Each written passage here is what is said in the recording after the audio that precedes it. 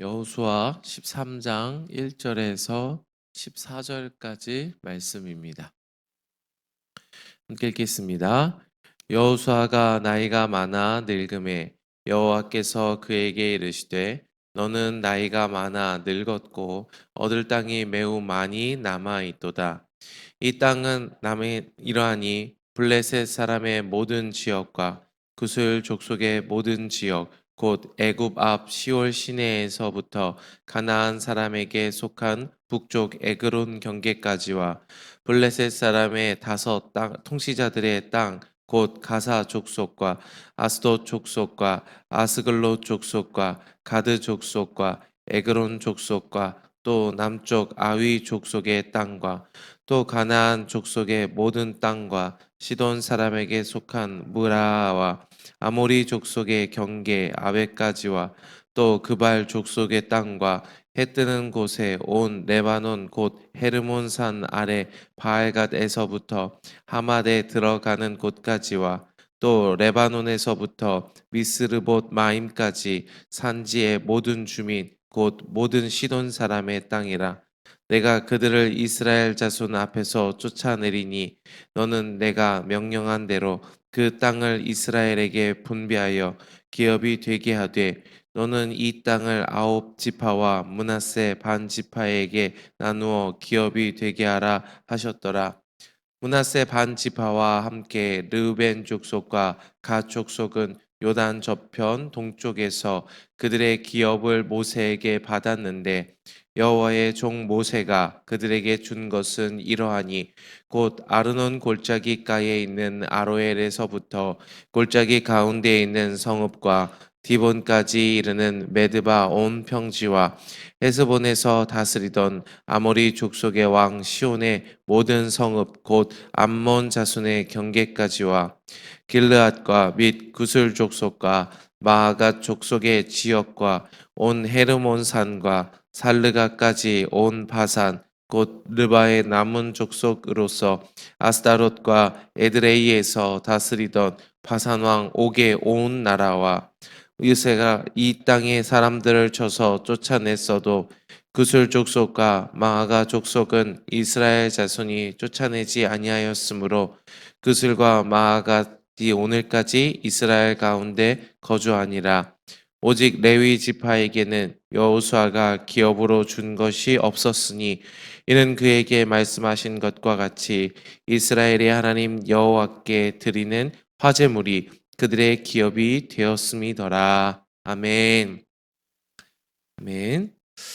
우리가 함께 계속 이 여호수아 말씀을 보고 있습니다. 근데 우리가 이 여호수아 말씀을 볼 때 이 여호수아가 도대체 무엇을 말하고자 하는지를 함께 알고 이 여호수아를 계속 살펴보아야 합니다. 여러분, 여호수아는 무엇을 말하고자 하는 책입니까? 여호수아는 이 여호수아라는 사람을 필두로 이스라엘 백성들이 하나님께서 주겠다고 약속하신 그 영원한 유업을 얻어가는 과정을 그린 책이 바로 이 여호수아입니다. 다시 말해서 이 여호수아는 하나님이 약속하신 영원한 유업을 얻는 그 과정, 그 방법을 말씀하고 계시다라는 것이죠. 즉 하나님의 나라를 얻는 방법을 말씀하시는 책이 바로 여호수아라는 책이라는 것입니다. 우리가 여호수아를 읽을 때 이런 관점들을 가지고 읽어야 오늘 우리에게 말씀하시는 하나님의 말씀이 들려질 수 있다라는 것입니다. 우리는 이 여호수아라는 책을 읽으면서 오늘 하나님께서 저와 여러분에게 주기 원하시는 그 하나님의 나라를 어떻게 얻을 수 있는지 우리는 그 방법을 살펴볼 수 있습니다. 우리가 여호수아를 보고 있는데 오늘 이 본문을 통해서도 저와 여러분에게 이 하나님 나라 얻는 방법을 가르쳐 주시는 그 하나님의 말씀을 들으시는 시간 되시기를 축복합니다. 우리가 여호수아를 지금 13장까지 읽었는데요. 여러 가지를 말씀하셨지만 그 중에 핵심적으로 이 중요한 내용이 한 가지 있습니다. 하나님 나라를 얻는데 이 반드시 필요한 핵심적인 내용입니다. 그 내용은 바로 진멸하라라는 것입니다. 바로 헤렘이라고 원어로 번역되어 있는데요. 이 진멸하라는 말은 완전히 다 없애버리라는 말이 아니라 하나님 앞에 하나님의 말씀과 다른 모든 것들, 하나님의 말씀의 기준에 맞지 않는 모든 것들을 다 제거하고 거룩하고 정결하게 만들어서 하나님께 그 땅을 바치라라는 뜻이 바로 진멸하라라는 것입니다. 오늘 하나님께서는 여호수아와 이스라엘 백성을 통해서 가나안 온 땅에 하나님의 말씀과 다른 이방 백성들, 우상을 섬기는 자들을 모두 진멸하여서 이 가나안 땅을 하나님께 온전하게 거룩하게 구별하여 바치라라고 명령하고 계시다라는 것입니다. 그리고 이 진멸하라라는 말씀은 오늘 저와 여러분의 삶에도 동일하게 주어지고 있다라는 것이죠. 오늘 저와 여러분의 삶에, 저와 여러분의 중심에 하나님의 말씀과 다른 것들이 있다면, 혹은 우상의 것들이 있다면 하나님께서는 무엇을 말씀하고 계십니까? 그 모든 하나님의 말씀과 다른 것들을 다 진멸하라라고 말씀하고 계시다는 것이죠. 저와 여러분의 삶에 하나님보다 더 우선순위가 높아진 모든 것들을 진멸하여 저와 여러분의 중심을 거룩하게 구별하여 하나님께 바쳐라 라고 하나님께서 말씀하고 계시다는 것이죠. 이것이 여호수아서를 통해서 말씀하시는 중요한 구원에 이르는 과정과 방법이라는 것입니다. 오늘 여호수아서를 통해서 이 지혜를 얻으시는 저와 여러분 되기를 바랍니다. 오늘 본문은 이렇게 말씀하고 계십니다. 1절 말씀 한번 보겠습니다. 여호수아가 나이가 많아 늙음에 여호와께서 그에게 이르시되 너는 나이가 많아 늙었고 얻을 땅이 매우 많이 남아 있도다. 오늘 본문은 이제 이 하나님께서 이 여호수아에게 이 나이가 많다라고 이야기를 하면서 동시에 나이가 많지만 얻을 땅도 매우 많이 남아있다라고 말씀을 하시는 내용으로 오늘 본문은 시작을 하고 있습니다. 무슨 말입니까? 아직 가나안 지형에 해렘하지 못한, 완전히 진멸하지 못한 땅들이 여전히 많이 남아있다라고 말씀을 하시는 것이죠. 그러나 그곳에 아직 이방인들이 남아있고 이방인들을 모두 진멸하지 못하고 몰아내지 못했음에도 이 여호수아의 나이가 이미 많이 지나서 이 시간이 많이 남지 않았다라고 이야기를 하고 있는 것이죠. 여호수아가 살아있는 날 동안에 이 남은 땅들을 다 점령하기 어려울지도 모르겠습니다. 그러면서 2절 말씀부터 이 남은 땅의 지경이 어디인지 구체적으로 말씀하고 계십니다. 우리 2절 말씀 함께 읽겠습니다. 이 남은 땅은 이러하니 블레셋 사람의 모든 지역과 그술 족속의 모든 지역 곧 애굽 앞 시올 시내에서부터 가나안 사람에게 속한 북쪽 에그론 경계까지와 블레셋 사람의 다섯 통치자들의 땅 곧 가사 족속과 아스돗 족속과 아스글론 족속과 가드 족속과 에그론 족속과 또 남쪽 아위 족속의 땅과 이렇게 2절부터 이 아직 점령하지 못한 아직 하나님께 진멸하여 바쳐서 드리지 못한 땅들이 어디인지 2절부터 6절까지 구체적으로 상세하게 말씀하고 계십니다. 그러면서 이 하나님께서 여호수아와 이 이스라엘 백성들에게 명령하신 것이 한 가지 있습니다.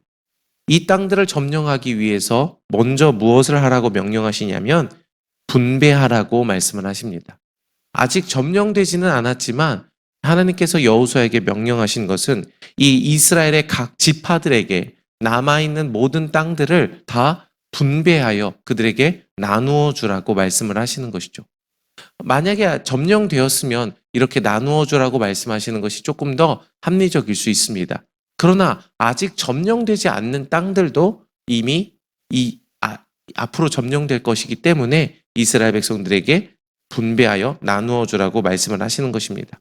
왜 이렇게 분배하여 나누어 주라고 말씀을 하시는 것입니까? 그것은 남은 땅, 즉 아직 점령되지 않는 그 땅들을 분배하여 나누어 줌으로 각 지파가 그 분배하여 받은 땅을 점령하기까지 남은 전쟁을 치르게 하라라는 의도가 여기에 담겨져 있다는 것입니다.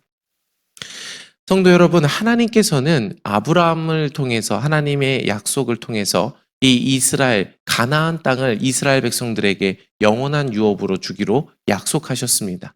그리고 여호수아와 이스라엘 백성들을 통하여 그 약속이 지금 실제로 이루어지고 있습니다. 그러나 아직 그 약속이 완성된 것은 아니라는 것입니다. 그리고 여호수아의 날들이 이제 얼마 남지 않은 것이죠. 여호수아는 이제 이 땅을 떠날지도 모르겠습니다. 그러나 여호수아가 떠날지라도 하나님이 말씀하시는 것은 무엇입니까? 그들에게 이 땅을 유업으로 나누어 주어 그 지파들로 하여금 이 하나님의 약속이 온전히 이루어지기까지 남은 싸움을 싸우라고 그들에게 명령하고 계시다는 것입니다. 우리가 여기서 알아야 할 것이 있습니다. 바로 하나님의 나라를 온전히 얻기 위해서는 우리가 여전히 남은 싸움을 싸워야 한다는 것입니다. 우리 8절 말씀 계속 이어서 한번 보도록 하겠습니다.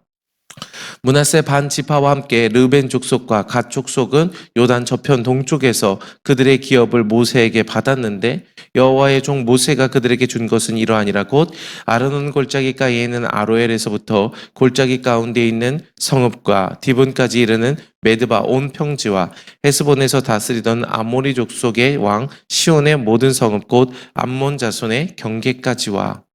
이 8절부터는 이 요단 동편에 있는 이 므낫세 반지파 그리고 르벤 족속 갓 족속에 이 주신 그 지경에 대해서 말씀을 하기 시작하십니다.